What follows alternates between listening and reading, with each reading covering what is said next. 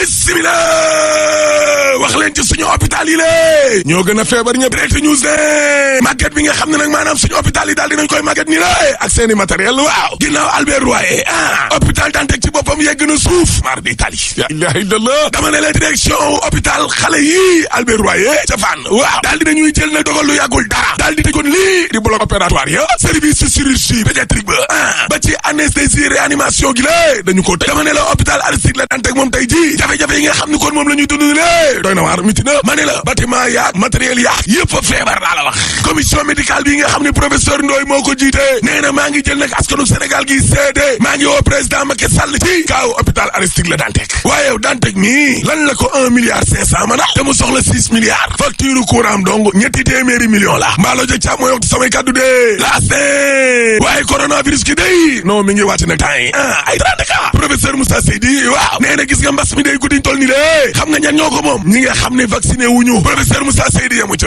ndaxte nee na gis nga ñi nga xam ne nag ñoo fi nekk di jéem a yey nit ñi ak naan leen vaccin yi lée wóorul nangam sangam ñe patiti patata ñooñee ay raykatu nit ay criminel lañ ar di tal waaw ca jamono jooja tribune yéene kaay nee na waaye xoolal ma inondation yi naan dañuy indiwaat beneen audito yaay sàndiwaat ko ca biir ndox ma rek plan décennal bi ñu ne nañ leen ko audité waat Mamadou Lamine Diallo waaw nee na gouvernement wu Macky Sall bi ci boppam nee na yaay booyo lu tolloog juróom-ñaari téeméer ci ay milliards 2012 ba léegi ni le moom la ñu def ci wàllum inondation yi furaas te xoolal ma Kër Massar ma nga ca biir ndox ma Touba ma nga ca biir ndox ma Kaolack ma nga ca biir ndox ma lii gàcce la sax quelle honte ki fi nekkoon député di Abdou Sané ci Vox Populi waaw nee na Macky Sall waaye bu mu jiital saret bi ba nuppi doog a takk kon nag ya ca ginnaaw te xam nga nag ab ministre moom bu demee ba naan alal ji nga xam ne moom lañ mën natal ma war koo liggéey dañ koo sàcc jàddal nañ ko ñeng dugg na fii génn fii waaw kooku nag nañ ko bàyyi xel Mamadou Lamine Diallo ci tribune yéene kaay ne ko may ma yeggali dama ne xoolal leen ma ceeb bi lée njëg la diwlin ja suukar sa ana Macky Sall kon lan la waxoon 2012 France dal di xideen laa la wax xale yi nga xam ne amuñu liggéey nag moo ma jaaxal laaste tourisme bi moom waaw ma ngay sukuraat laa la wax ay hôtel teg nañ leen am na ñoo xam ne ña ngi leen di dàq yow ca jamono joo xam ne Sénégal la ñu mel ni màggat mu feebar foo laal day miti laa la wax ca jamono joo jee suñu politiciens waaw ñoom daal ñu ngay xëccoo rek ña nga ca de Vox Populi ak Tribune yéene kaa ne Bougane Gueye Dany ñama àndal day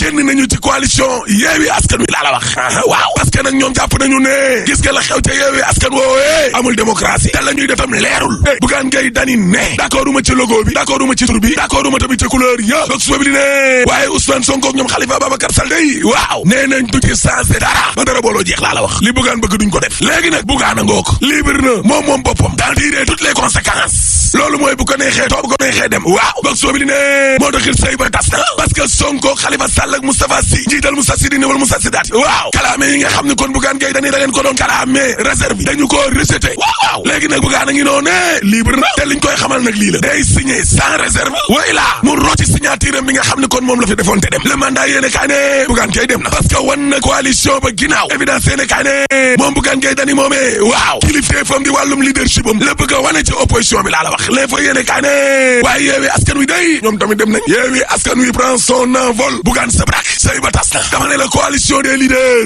bu Yewwi Askan Wi ñoom ñoo toogoon ca taabal te yëpp dañoo rejeté sàkkute yi nga xam ne moom la Bougane Gueye Dany doon wax ci turu bee couleur yeeg logo yo ne ko nag da ngay toog dëggal sa signature way la nga rocc sa signature Bougane Gueye Dany ne comme que kontaan nuñ ci Khalifa Sall ak ñamoo àndal waa gëm sa bopp googe ne leen mballo ya ñin dem nañu te élection locale yi di ñëw day ñin waa coalition gëm sa bopp dong ñooy dem le témoin yéene kaa ne Yewwi Askan Wi day gaañaa nga commencé waxtaan nag des tractations yi daal dinay commencé ci suuf de waaw parce que nag candidat yi dañoo bëri te place yi néew réew mi ko di yéene dama ne du foofu dong de Benno ak yeneen coalition yëpp seen bakkan nañ ca xottu gerte laa la wax maar di taali waaw last Zahra Iyane Thiam madame la ministre waaw candidate la déclaré na candidature am day ca mairie bu Sicap Liberté Zahra Iyane Thiam maa la wax li critique yéene kaa ne Bamba Fall Médina Cheikh Ba Médina danañu fa xeex guerre bu miti kon dana am Médina laa la wax diggante Bamba Fall ak Cheikh Ba mi lée enquête yéene kaa ne élection locale yi day PDS ñi ngi risque ne parce que PDS tam ña ngay waajal nag ab coalition Bata Mbodj waaw nee na Ousmane Sonko Khalifa Sall seen agenda bokkul ak bu PDS bi non docteur Moussa Diop nee na PDS amul lum ci perte de déedéet ci bañ a ànd ak Yewwi Askan Wi parce que PDS élection yi ñu fi teg ca 2012 ba léegi ni la yëpp mooy jël deuxième laa la wax ca jamono joojee nga xam ne nag maire yaa ngay buuxante bëgg a gagné waaw assemblée nationale de ngay toj ubbil libération yéeni kaay nañu mbirum passeport diplomatique trafic ba waaw waa dig day dama ne la ubbi nañ enquête ba gis nga Alaaji Jaaji Konde biñ ne ko ci daa tuumal député Boubacar Biaye ak Mamadou Sall bu Benno Bokk Yaakaar la ilaha illallah ay miiru ñu ngi mi leen jiite waaw nee na du am benn député boo xam ne dafa ñu koy protéger laa la wax la ilaha illallah Mamadou Seck day ancien président assemblée nationale moom it déglu nañ ko ci beneen dossier laa la wax kilifa bu Y'en a marre placé nañ ko garde à vue de jàpp nañ ko de ginnaaw bañ ko dégloo yéene kaayu Cheikh Mbacké Guissé gi ne benn copie passeport diplomatique bu Mamadou Sall ak bu doomam moom bi yaay la ñu fekk ca kër Condé ca Cambérène ginnaaw ba fa takk der ya demee ak ay bulletin de paiement d'indemnité parlementaire la ilaha illallah ay lii ñaari faux mariage moo indi scandale bi nekkate yéene kaa gi ne coow li jeexagul de parce que presse bi tamit taskatu xabaar yi boo sàgganee rek dana yëngu waaw parce que am na ci benn journaliste bu jigéen bu siiw boo xam ne tudd nañ ko ca mbir ba la ilaha illallah moo ko kumba dana siiw ba gën a siiw borom 7h30 ay dara karaara Dakar Times de waaye matinal bi nga xam ne moom mooy am seen TV ak Ahmed Aïdara waaw mais waa ji ni muy rawee gars yi par suba teel ëpp na Facebook YouTube direct bi daanaka waa ji ay 10 000 lay laal moom Aïdara Serif Dakar Times de non matinalu seen TV bi kay ak Ahmed Aïdara mi ne yeneen télé seenuñu ko sax laaj wi kay mooy est-ce que bu Ahmed nekkee maire léegi nu muy def nan la affaire bi demee waaw kay laaj waa ngi noonu nag mais Ahmed de ak lu mu nekk maire pétrole bi duñ ko fàtte de déedéet parce que suul gaz du ko tere xeeñ te troisième mandat dañ ko fiy tere rek boo paree ma ne la Alaaji tëjal kii di Kilifeu rappeur bu kër gi bu Kaolack bokk ci mouvement Y'en a marre moom nag démb dañu ko tegandi woon loxo gannaaw nag ba mu fanaanee ca division des investigations criminelles gu dem gu njëkk ñu placé ko rek ci garde à vue la ñu koy tuumaal bokk na ci mbirum ju njaaj ci wàllum visa mu mel ni kon nag loolee soo sax nee nañu dana laal ak ñenn ñu nekk ci Benno Bokk Yaakaar ndax si pàttali waa DIC dañoo démantelé benn réseau bu trafic bu faux passeport diplomatique nee nañu cerveau ba la mu doon def moo di député yi ci boppam comme ñoom dañ leen di jox passeport diplomatique ak seen i soxna dañ leen di jël ay bu amee ay cliente dañuy fexe ba ñu takk sëy ba ca na mu gën a gaawee ñooñee joxe kon 4,5 millions su ko defee ñu mën a am passeport diplomatique loolee bokk na ca la nga xam ne waa DIC jot nañu ko teg loxo démantelé nañu ko élage coowal faux passeport bi Kilifeu teg nañu ko loxo waaye it li ci gën a am solo ni ab information moo di député yi nga xam ne nee nañu dañ daan jaay passeport yi dañuy marié ak kenn ku bëgg passeport ñu fekk 4,5 millions bu sa noppee ñu tas sëy ba. xam nga maam li nit bu fekkee dafay wax ci wàllu jub ak jubal di wax ci wàllu conscience ñun boo seetee première histoire bu Kilifeu pratiquement traité wuñu ko lu am solo ci suñu rédaction parce que lu tax dafa bari woon wàllu people ak yu mel noonu surtout ay films yoo xam ne kenn xamu ko mais yu mel noonu ci suñu ay jamono da doon daaneel sax directeur général da doon daaneel sax ministre xëy na Kilifeu dañ ko xamoon ci njubam ak li mu doon défendre féete ak askan wi mais loolu daane la sa ay directeur général ñun ñu ngi fàttaliku bi ñu nekkee groupe Futurs Médias yu mel noonu daane loon na directeur ba Jibi Ndiaye ay enregistrement audio ci affaire tribunal ba ak yu mel noonu ak yeneen i tet yoo xam ne tombé woon nañ donc du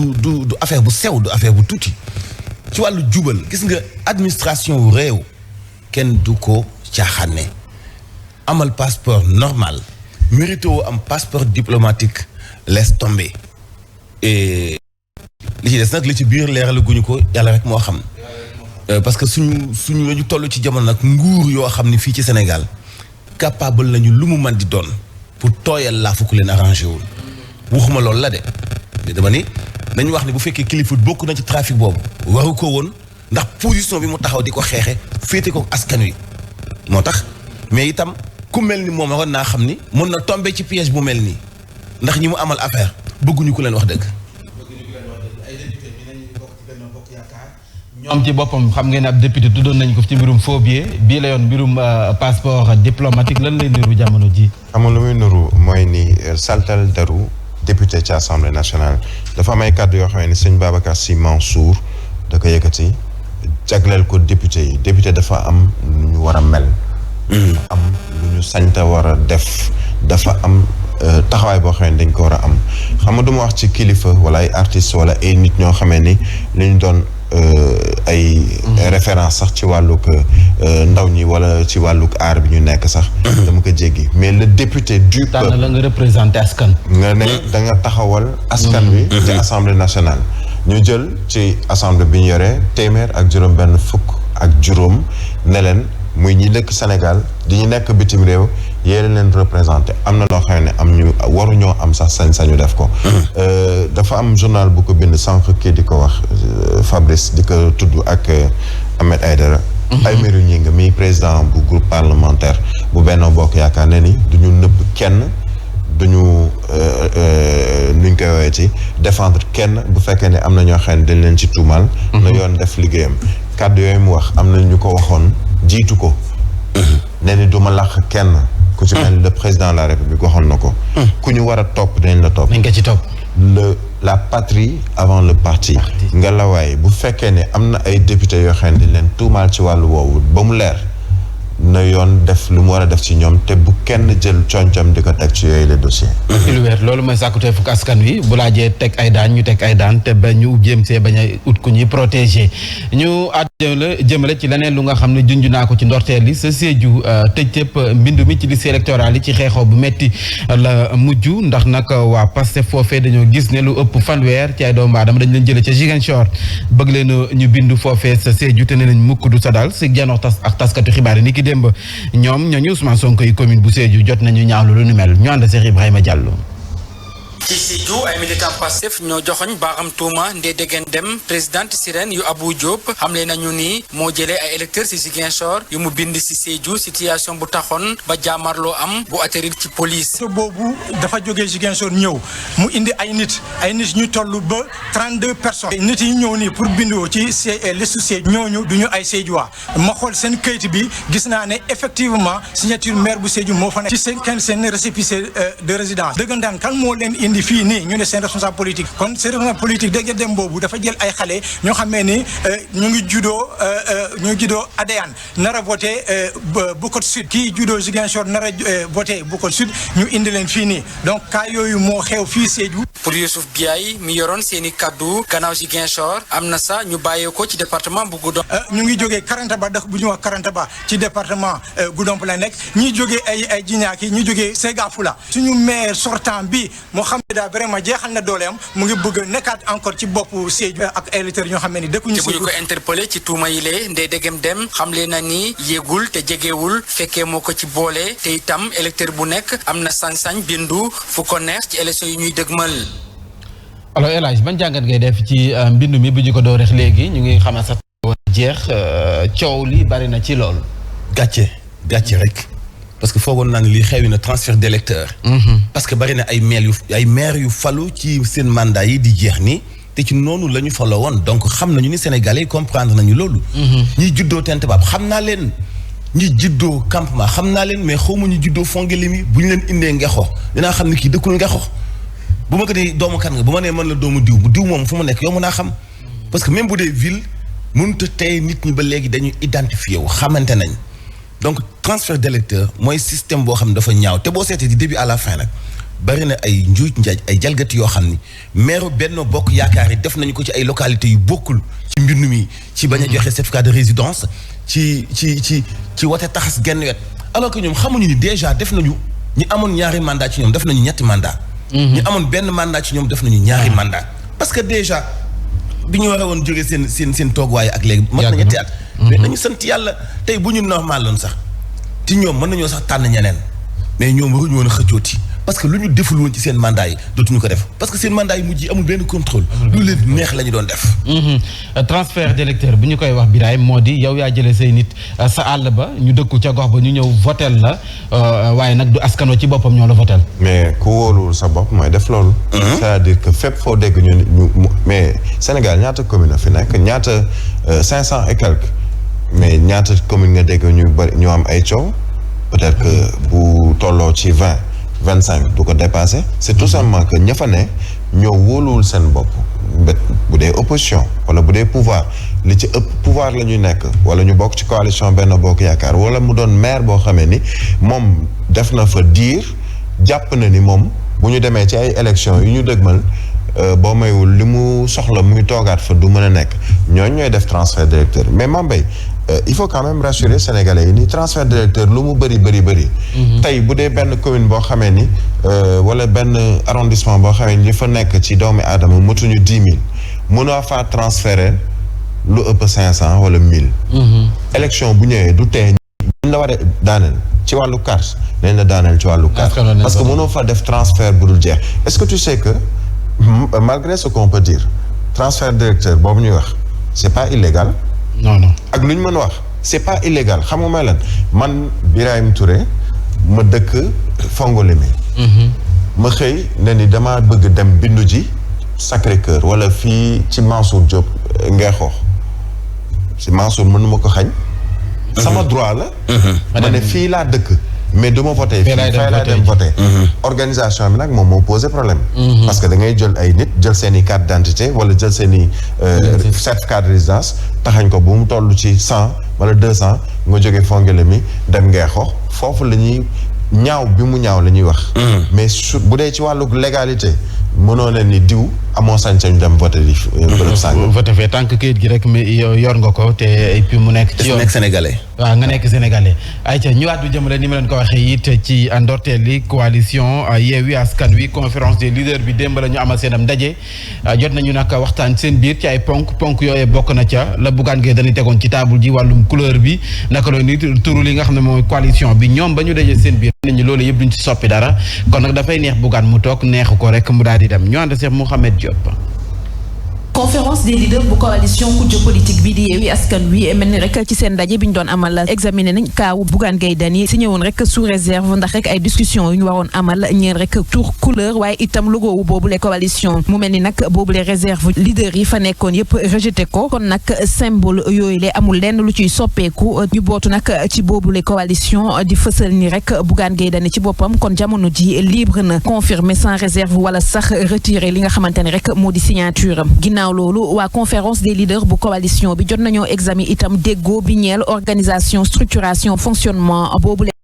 waaye itam règle yi ñuy investir ci élection yi ñu jëm yëpp ñu fas yéene sax door ci àllarba bi lu ñu duppee processus d'implantation coalition bi ci commune ak département yi ci Sénégal yëpp ñuy woo itam ñi nga xamante ne rek ñoo nekk ci base bi ci ñu wéyal rek supervision bi waaye itam sensibilisation bi ñeel liste électorale yi te fexe rek déggoo am ci investiture yi waaye itam ubbeeku ci yeneen entité yu kujje politique bi ngir rek ñu mën a am ay liste yu bëree bëri te mën a gañe rek jongante yi nga xamante ne rek ci lañ jëm. jëma ngoog di jégalu du Mouhamed Diop kon nag Safiatou Bala moo ñu tënkal la mu jëntaloo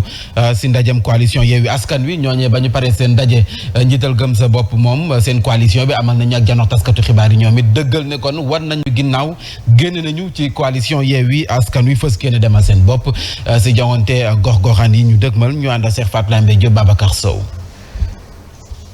lu ñu def sans man dañ koy def contre man mu position bu grande coalition gëm sa bopp ci biir Yewwi Askan Wi moom Bougane Gueye Dany ak coalition daal di wan ginnaaw Khalifa Sall ak ñamu àndal. c'est que c'est fait à dessein moom Khalifa Sall mu ne du ñu continuer di discuter ci loolu kon Bougane jàppal ne mësuloo signé. ma ne ko kon jàppal ne musuma signé am yàlla ñàkk yàlla nañu jàpp ne à partir de ce moment gëm sa bopp la grande coalition gëm sa bopp bokkatul ci coalition bu opposition boobu. mi la jàpp ne li gën a firndeel ne décision bu baax la jël mooy Yewwi Askan Wi ni mu nar a doxalee coalition bi. am na lu mu defar parce que. ci biir structuration bi ñu proposé tey ci biir coalition boobu ñu tuddee Yewwi Askan Wi dañoo ñëw jàkkaarloog chef de parti yépp ne leen présidence su coalition Yewwi présidence tournante la déglu li may wax de ñu ne présidence tournante la waaye ñi sooke mbir mi maanaam les initiateurs ñoom donc ñooy nekk ay président dañuy taxawal jàkkaarloog nit ñi chef de parti yi fa nekk yépp jàkkaarloog ñoom di liir ne leen bu ñu yeggee ci investiture dafa am droit de préemption maanaam commune bii gëm sa bopp moo ko gañe woon moo fa nekk fa maire kenn du fa tànn candidat ñoom ñooy njëkk tànn balaa kenn di tànn. gëm sa bopp di wax ne mi ngi waajal élection locale yi. danañu dem ñun ci bannière la grande coalition gëm sa bopp. teewul nag tàllal nañu suñu loxo ñëpp. jiitum grande coalition gëm sa bopp di Bougane Gueye Dany di wax nag li mu bëgg mooy Macky Sall daal di jóge ci nguur gi waaye nag loolu du tax rek ñu koy joggati. dañuy desandi ak Bougane Gueye Dany ba ñu ko laajee ndax moom Macky Sall lay liggéeyal ay ree daf koo jàpp ba noppi di xam ne kon loolee ay tuuma képp la jarul sax tontu ñu teewlu ay kàddoom moom Bougane Gueye Dany. ñi koy wax sax gëmuñu ko mais malheureusement Sénégal léegi nit day fen ba gëm ay fenam. gor pire. gor booy wër gor boo yegsee ci man mun ngaa dëpp parce que su ma la waxee suba laa lay kil boo nga préparé. il faut que nit ñi bàyyi soxor ñiy wax Bougane pion Macky la mais jox ma yow ci sa bopp ban acte la posé bu tax nit mën a wax loolu du sama jëf du sama doxalin du sama démarche lañ ma commencé dégg 2019 ba fi may wax ak yow nii amatuma compte bancaire sama compte yëpp tëj nañ ko musuma ko wax waaye kon man ñàkk naa fayda man dinaa ñàkk fayda ànd ak nit muy tëj samay compte dinaa ànd ak nit ñàkk fayda muy tëj suma télé. alors El Hadj gis nañ Bougane Gueye génn na wala sax coalition gëm sa bopp génn na ci coalition Yewwi Askan Wi coow li bari na jamono ji ku jëkk politique gi. c'est-à-dire que Mame Mbaye man leen dong la ma tëggam ci Sénégal. da ngay ànd ak man ci force wala nga nekk sama noon te ñun ñëpp ñu nekk ci opposition bi ñi féete ak Bougane ñi féete ak Sonko ñi féete ak Khalifa Sall Sénégal réewu démocratie la kenn moom ko. bu fekkoon te woon ni nit day xool ni fu ko neex mu xool fa Macky Sall xooloo waa Sénégal fu ko neex ñu xool fa te xooluñu fu Macky Sall xool nañu bàyyi ku nekk am na liberté am. ci coalition bi ko convaincre mu dugg ci biir bi ko convaincre du fa dugg waa PDS dañu leen annoncé woon ci les 4 grands. ana ñu est-ce que bokk nañ ci wala det et pourtant saaga wuñu leen man gëwuma gëm sa bopp xaajuma caa bokk xëyuma liggéey ca mais Bougane est libre yaa xëyti mu laana libre na dëgg-dëgg magum jëmm la nekk Sénégal mais bu ko neexee du ànd ak du bokk ci coalition bi mais pourquoi acharnement bi aussi dunduma gëm sa bopp laa wax man gëwuma programme gëm sa bopp bokkuma ca comprendre nga jëluma sa appel Bougane man mais nag dëgg bu jotee dañ koy wax. xam man liggéey moom boole ak moom acharnement bi moo dul dëgg Birahim a le droit de créer son mouvement Mame Mbaye a le droit de créer son mouvement te du bokk ci coalition bu. Yewwi Sénégal. sañ na ko. nañuy di respectante ci wàllu idée ak xalaat. parce que Macky Sall mi jiite réew mi mënuñoo xolloo fi ko neex. kon du forcément ku nekk ci opposition bi da ngaa war a nekk ci Yewwi Sénégal Yewwi Askan Wi wala ñu tam la wala ñu saaga la. moom nee na ànd ak Macky Sall mais fen du yàgg. suba ginnaaw suba ko yàggul. ñi ko accusé ay tëb amuñ ci benn preuve. nañ toog di xaar moom miim amuñu preuve ci li mu wax. nañ toog di xaar en tout cas képp ku nekk tëb yaa daas paaka jox ñi lay reine de Sénégal. parce que nit ñi ñun gëmuñu leen de ñiy def politique ñëpp a ci yam. man gëwuma leen man li ma gëm mooy ci seen ay discussion ba ñu commencé ak léegi jigéewul 1 mois gisagoo kenn ci seen ay discussion ku ci wax ceeb bu cher bi. moment bi dund gi yokkoo. moment bi askan wi manifesté moment bi askan wi nekkee ci inondation bi man gëwuma leen ñoom ñëpp xam nga ku ma gëm. peuple bi ak souffrance bi ñuy dundee. tey dañu wàcc ci mbedd mi ñoom opposition bi def manifestation. génne ay amendement interpellé président de la République pour mu indi solution. te ñu bàyyi tamante bi nekk bi ñuy def ak seeni ay militants yi di saagante. gor du saaga gor doo wax ci moom lu la wóorul doo ko tuumaal. def choix am jëm fu ko neex. man tey bu ma fekkoon damay tànn ci wàllu choix politique mën naa wax ne man militant pur la. et je me réclame comme militant pur mais je suis apolitique. gëwuma politique sànni jiwuma xob sànni jiwuma carte élection présidentielle ba présidentielle lay voté parce que présidentielle la mais du tee bu wax dëgg jotee ñu wax leen dëgg. bàyyi leen nit ñi ku nekk def choix am fu ko neex te ku nekk joxe xalaatam. mënoo nekk fongi limi wala nga nekk sëgi bandankoro après yow sa benn téléphone acharné wu ci kaw nit saaga ko ba doyal taxé ko lu nekk te mu nekk gor te mu nekk borom njaboot te ñu bokk ñun ñëpp Sénégal mais ku nekk tëb balaa am ñetti yoon dina feeñ ça n'engage que toi. en tout cas sénégalais yi sonn nañu te kenn moomu leen. Birahim ndax coow li jaar na ko fi ndax nag muy coalition Benno Bokk Yaakaar Yewwi Askan Wi gëm sa bopp wala CRD di opposition bi coow li législative locale yi ñu dëgmal dinañ xam dëgg ani kan moo man morom ba. xam nga coow li ndax jar na ko finalement coow li jaru ko parce que je dis Bambey xam nga ñu ngi koy coow tey journaux yi bind ko mais fii leeg week-end bii lundi prochain nit ñi ñu ngi ci leneen lañuy nekk ci beneen mais xam nga lan mooy li am importance tey mooy y a un choix que l'opposition doit faire def na ko ci lu bari xam nga dañuy wax Yewwi Askan Wi wax coalition Gëm Sa Bopp wax am na yeneen coalition gox yu bees am na yeneen coalition Maître Abdoulaye Tine taxawal na coalition ñoom Abdoul Mbaye taxawal nañ seen coalition mais boo xoolee somu coalition yooyu yëpp bokk ci opposition bi ñoom ñëpp benn objectif la ñu am benn la ñu bokk mooy seen objectif mooy daaneel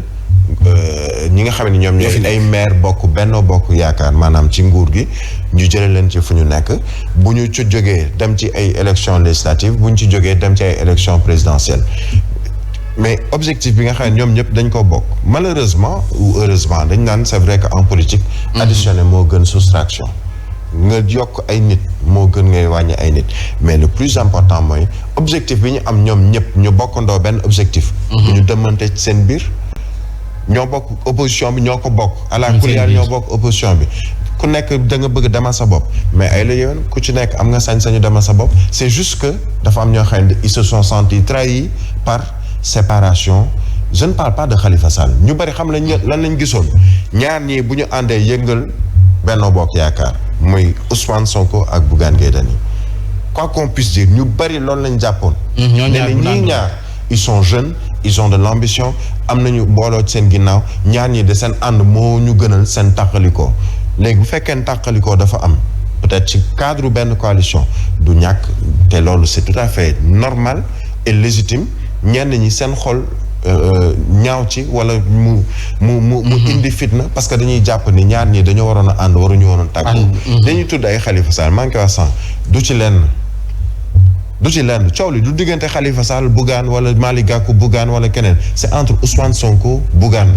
ku ci nekk nga am say ambition ñu àndoon nag moo gënoon ñu tàqali ko te ñaari kuy duñu bokk mbalka leneen lu soxal bi la jotaay xibaar di local yi El Hadj yaa ngi ko doon wax sànq jafe-jafe askan yu ba fii doo gis kenn ci waa coalition yooyee ñuy wax njëkk yu cher dund bu metti loolu moo sabab ñi ñuy woowee mouvement force ouvrière ci boppam ñoom fës kee ne wàcc ñoom it ci terrain bi jëm ci jongante gox-goxaan yi ñu dëgmal ñoom muy artisan yi ouvrier yi nee nañu nag comme te politiciens yi wane nañu seen i limite ñoom ci boppam ñoo fës kee ne taxaw seen yittey bopp ndax nag kenn du leen ko defal Issa Dieye coordinateur du mouvement force ouvrière ñu teew lay kàddu wax nanga ko baka yokko cër gi ñu war a jox ñun artisans yi jox ñu ko woon mouvement force ouvrière nag li ko tax a jóg mooy dañu bëgg daal fépp barab boo xamante ne dañ fay jëlee ndogal artisans yi di fa représenté ndax loolu dañu gisoon ne amutoon foofu mbooloo fay yóbbu nit te ñun ñëpp gëm ngeen ne ñun mbooloo mi am nañ ko bu baax a baax ñun suñuy kàddu dañ ko daan yóbbante rek mais léegi nag dañu bëgg daal bokk ci instance de décision yëpp yéegookaay la ñu jàppee woon rek dañuy bàyyi su élection jubsee parti bu ci nekk jóge fee ñëw dugg suñu biir jël ca la nga war a jël ñu ànd ak yow kiy jaar nii kiy jaar ne mais loolu lañ bëgg mu jeex dañu bëgg ñun suñu mbooloo ñu capitaliser ko ba nga xamante ne daal dañu bëgg am benn secteur informel bu fort. ñu wutali sa Mbour nag foofee soo mayul kon nag xeex bi dana metti lool ci diggante APR ak waa parti socialiste ndax da dañoo gis ne waa parti socialiste nga xam ne ñoom ñoo ëpp ca gox ba jamono ji yëpp dañu gis ne it waa APR dañ leen di ŋàññi seen doxalin te ñoom nee na ñu daañ def seen kéem kattan ba mairie ba du leen rëcc loolu moo nar a andi coow foofee sa Mbour ñu ànd see Xalin Badara Sonko. ci ndaje biñ doon amal parti socialiste bu département bu Mbour xemmemte fa mooy gën a kantanal mairie yi nga xamante ne jamono ji moo nekk seen parti socialiste li mu téye bu ko ñoŋalee ba mu baax keneen da koy soxla mais bu baaxul woon ci seen loxo mais keneen du ko soxla c'est tout simplement parce que nous avons de grands responsables socialistes ñoo xam ne ñoom ñoo ŋànk collectivités territoriales yooyu ba gars yi soxla ko. ñoom nag ci bii leen ndaje daan nañ ci profité yee yàbbi ci parfois attaques yi nga xamante ne waa APR dañ leen koy attaqué mais ñoom dañ ko jël ak philosophie jàpp ni lépp politique la waaye ñoom li ñuy sàmm mooy ànd bi bu yàqu du jóge ci ñoom. ñu ancrage dans le Benno Bokk Yaakaar ñu wane ko fësal ko xam ni ñu ngi ci benn bi te la koy yàq du jóge ci parti socialiste loolu aussi feeñ na ci li nga xam ni moom mooy waxtaan ndax xam nga ni parti bi parti bu organisé wu la parti buy doxee méthode la parti buy doxee ak diplomatie la donc lépp luy xajamal wala lépp luy yàqal ak lu ñu mën a bokk du jóge ci parti socialiste. doyen bii di Ñaajax Sène dirigé woon rencontre parti socialiste bu Mbour daan na ci profito tamit rafetlu déroulement inscription yi ci liste électorale yi. wàllum njàng mi ak njàngale mi ci banlieue Ndakaaru Ndiaye rawatina sa Djiddah Thiaroye Kaw maire ba ci boppam moom mooy ñaawlu ndongo yi anam nga ñu jàngee ca l'école ya ndax lim gi sàkkan nañu lool ñi dañuy jàng suba gi ñi jàng ngoon gi mu di double flux loolee nag dañu ko nemmeeku ci primaire bi maire ba nee na nag lu ñu njàkk état bi mooy njàkk na dafa war a xam ne bu nit ñi di yokk kon nag faw ñu yokk li nga xam ne rek moom mooy l'école yi tabax yeneen Cheikh Dieng ñu teewlu ko. am na classe yoo xam ni 106 élèves ñoo fa nekk par classe ba sax boo demee école Cheikh Tidiane Anne am na classe yu ñuy def double flux maanaam ñii di jàng ci suba ñii di jàng ci ngoon loolu nag muy gàcc ci ministère de l'éducation nationale direction des infrastructures scolaires direction de la construction dafa war at mu nekk ñu xool commune bu nekk département bu nekk lan mooy évolution population population scolaire ñu fexe ba tabax fa ay. moom daanaka tëjul ca Djiddah Thiaroye Kaw nga xam ne ñu bari ci ndongo yi ñu ngi ci cours de vacances ci juróom-benneelu édition bi la nag inspection bu éducation ak formation bu Pikine taxawaay bu yees la ci am Omar Adama Siré Ndiaye mooy inspecteur chef de district bu Djiddah Thiaroye Kaw. ci année pandémie la ñu nekk donc xale yi am na lu bari lu ñu ñàkk ci seeni niveau ak ci li ñu waroon a jàng. donc IEF proposé woon leen pour ñu jël ay jàngalkat yoo xam ni xam nañu métier bi mën nañu métier bi te dinañ ko defee nu mu gën a rafetee directeurs yi ci seen bopp sax dañ leen a dugal ci dispositif bi di contrôler jàngalekat yi li ñuy def ci classe yi. yile cours de vacances yu ñu jagleel élèves yi nekk ci CI ba terminal mi ngi tàmbalee wane résultat ci jàngu xale yi Cheikh Dieng mooy maire bu Djiddah Thiaroye Kaw. Djiddah Thiaroye Kaw 2014 moo nekkoon 15e en termes de résultats scolaires ci département bi depuis daaw ñoo nekk 2e. te sunu ambition mooy ñu continuer bi effort ba mën a nekk premier ci département bi. ci juróom-benneelu édition bi la toll nañu ci 4 junniy élèves yu ñu tasaare ci juróom-benn fukk ak ñeenti classes yoo xam ne gunge ci les cours de vacances nga xam ne kenn du ci fay dara. Birahim li ñuy waxtaanee mooy système double flux bi nga xam ne ñu ngi koy nemmeeku ba léegi su weesoo abri provisoire yi loolu tam mën na nekk gàllankoor ci qualité njàngum xale yi. Mambay xam nga blouse lan moo ko tax a jóg blouse bi ñuy wax ne dañ koy solal nit ñi. élèves bañ a xam ku ndóol ak ku. pour éviter disparité sociale. ñu xam ne kii am na kii ñàkk na ñu ne dañuy indi blouse pour ñëpp yam ci kanamu ci école yi. mais disparité sociale weesuwul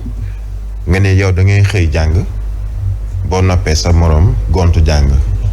disparité sociale weesuwul. nga ne yow da nga nekk ci classe boo xamee ni am na ay table banc tabax en dur bu tawee di nga mën a nekk ci biir leen koo xamee ni ci ay abri provisoire la nekk ay jaan ay kay jiit ak yeneen mën ko fa fekk saa su ne bu tawee ñu lem seeni kaye duggaat seen biir kër disparité sociale bi ñu wax ni moom la ñu bëgg a dindi ci blouse ci jël 30 milliards def ko ci blouse ay la yëwan 30 milliards xajoon na ci yokk ay salle de classe 30 milliards xajoon na ci defar ay école 30 milliards xajoon na ci yokk ay table banc ba nga xamee ni double flux moom ba ma ko déggee sànq lii ko maire bi waxee gàcce la am na loo xam ne nag bu fekkee ni am nga sañ-sañ am alal boo ko mën a dindee wala nga xaw ko wàññi mais jël alal boobu nga def ko ci 30 milliards yi boo bëggee jàppale artisans yi am na neen loo leen mën a jàppale du ci ñëw ay blouse yëkkati 30 milliards dugal ko ci jëlal 30 milliards yi nga defar ci ay école ba ñuy nekk ci abri provisoire génn ci voilà lu am solo 30 milliards yooyu ci ay blouse te ñu gis ne am na ci fii banlieue Ndakaaru Ndiaye ay ndongo yi nga xam ne ñi dañuy jàng suba ñi jàng ngoon gi kon nag tabaxum école urgence la El Hadj ci Ndakaaru Ndiaye ak yeneen dëkk yi tam souvent da ngay laajte est-ce que ñi suñu gouvernants yi dañuy def lu leen neex wala dañuy xool li méngoo ak li askan wi ñuy jiite bëgg te loolu daf ci am solo souvent booy defar budget bi ngay doxee ci at mi da ngay xool ay manquements yi am ci dëkk ba méngoog li askan wi bëgg nga taxaw ci loolu mais ñun ay tëni ci école publique lu ñu koy doyee ci jamono ji nga xam ni école yu doyul ak double flux ni ñu ko waxee mais yu mel noonu boo ko càmbaree da nga naan ñii c'est-à-dire que noppeeguñu ngir génne njàng mi ci trou bi mu dugg kon lan la ñu bëgg ci xaalis boobu yow déjà milliards yi fi jaaroon ci Covid 19 bi leerul am nay manquement milliards yi dugg ci inondation bi leerul amul ay manquement ba bëkk dem sax ñi nee nañu njiit réew mi nee na nañ ko leerlu mu def ñëpp reetaan parce que daaw ak ren ci at dong la toll te ñëw na ba yor tànkam ci ndox mi finalement ñu reculé waat ko daaw ak ren wax nañu ci ba ñu créé benn commission d'enquête assemblée nationale comme président daawul yëgoon na daaw ñu fi tegul ci yoon pourquoi ñu toogaat ba ren mu soog ni kon nañ ko yundulu et du yundulu bi mais bu ñu yunduloo ba xam ñan ñoo ko jalgati tuumalante yi ci am ñan la est-ce que dina am sanction wala déet.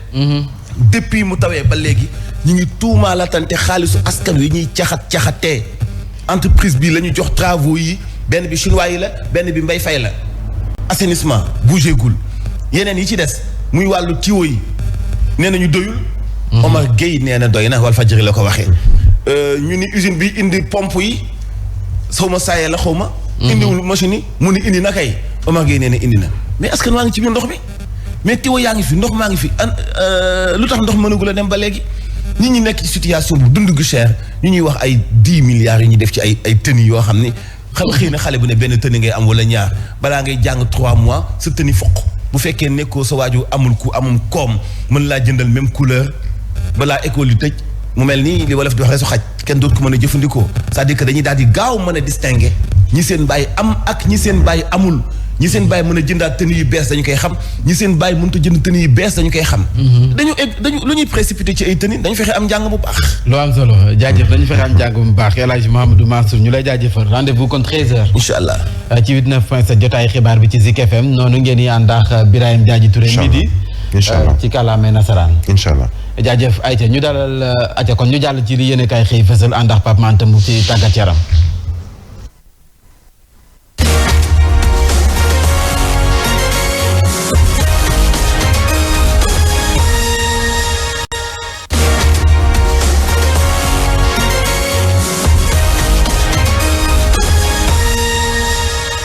ayca le temps kon RP bi di wàcc mën nañu ànd ak Pape Mante mu ci tàggat yaram na koy tëy.